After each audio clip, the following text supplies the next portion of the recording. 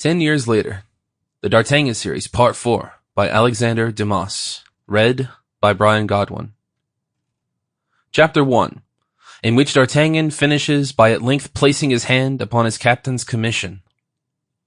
The reader guesses beforehand whom the usher preceded in announcing the courier from Bretagne.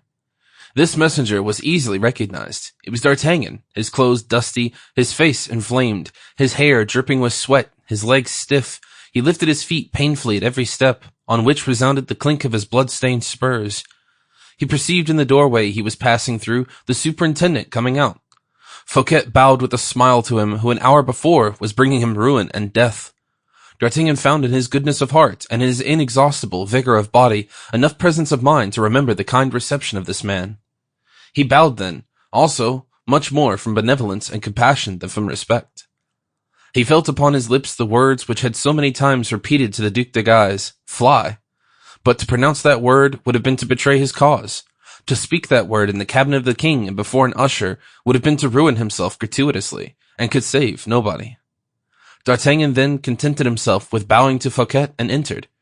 At this moment the king floated between the joy the last words of Fouquet had given him and his pleasure at the return of D'Artagnan.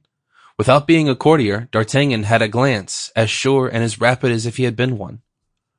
He read on his entrance devouring humiliation on the countenance of Colbert. He even heard the king say these words to him: "Ah, Monsieur Colbert, you have then 900,000 livres at the attendance." Colbert suffocated and bowed, but made no reply. All of this scene entered into the mind of D'Artagnan by the eyes and ears at once. The first word of Louis to his musketeer, as if he wished it to contrast with what he was saying at that moment, was a kind "good day." His second was to send away Colbert. The latter left the king's cabinet, pallid and tottering, whilst D'Artagnan twisted up the ends of his moustache. "I love to see one of my servants in this disorder," said the king, admiring the martial stains upon the clothes of his envoy. "I thought, sire, my presence at the Louvre was sufficiently urgent to excuse my presenting myself thus before you." "You bring me great news then, monsieur." "Sire, the thing is, in 2 words, Belle Isle is fortified, admirably fortified.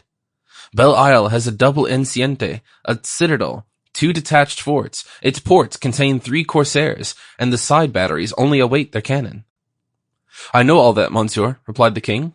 "What? Your majesty knows all that?" replied the musketeers, stupefied. "I have the plan of the fortifications of Belle Isle," said the king. "Your majesty has the plan?" "And here it is." "It is really correct, sire. I saw a similar one on the spot." D'Artagnan's brow became clouded. "Ah, I understand all. Your majesty did not trust me alone, but sent some other person," said he in a reproachful tone. "Of what importance is the matter?" Sample complete. Ready to continue?